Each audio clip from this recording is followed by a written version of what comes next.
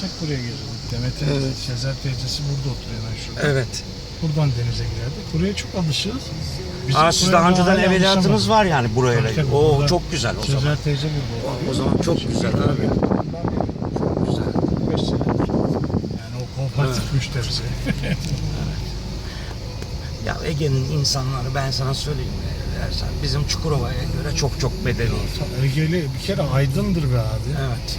Biliyorum canım. Ha sen yani. Bizim Çukurovalılar biraz harturt. Yani ben severim Çukurova'yı. O da ekmeğimizi yediğimiz yer. Ben de severim Çukurova'yı. Güzeldir.